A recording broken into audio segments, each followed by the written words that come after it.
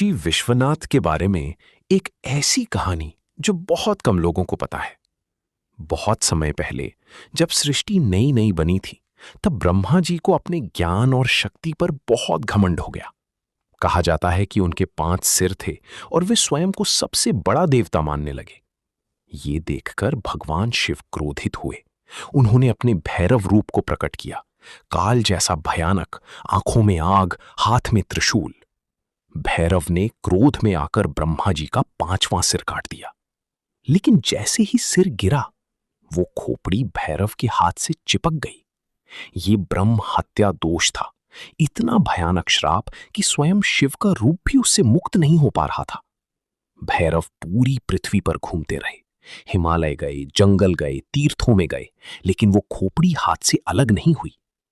कहते हैं जहां जहां वे गए वहां धरती सूखने लगी, आकाश लाल हो गया और लोगों को अजीब डर महसूस होने लगा। फिर एक रात भैरव काशी पहुंचे। उस समय काशी साधारण नगर नहीं थी। कहा जाता है कि पूरी नगरी हवा में दिव्य ऊर्जा पर टिकी हुई थी और उसके ऊपर अदृश्य रूप से शिव का त्रिशूल था। जैसे ही भैरव ने काशी की सीमा में कदम रखा, वो खोपड़ी अचानक उनके हाथ से नीचे गिर गई।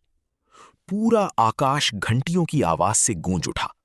गंगा का जल अपने आप ऊंचा उठने लगा और उसी स्थान को कपाल मोचन कहा गया। मान्यता है कि उसी क्षण भगवान शिव ने घोषणा की, जो काशी में सच्चे मन से आएगा, उसके सबसे भारी पाप भी यहीं समाप्त होंगे। इसीलिए काशी का कपाल मोचन कुंड को बेहद रहस्यमयी स्थान माना जाता है। बहुत से पुराने साधु मानते हैं कि रात के समय वहां आज भी अदृश्य घंटियों की आवाज सुनाई देती है। काशी के बारे में एक और रहस्य। कहा जाता है कि काशी विश्वनाथ टेम्पल धरती पर नहीं, बल्कि भगवान शिव के त्रिशूल की नोक पर स्थित है। इसी कारण प्रलय आने पर भी काशी नष्ट नहीं होती। पुराने ग्रंथों में इसे अविमुक्त क्षेत्र कहा गया है, यानी वो स्थान जिसे शिव कभी छोड़ते नहीं।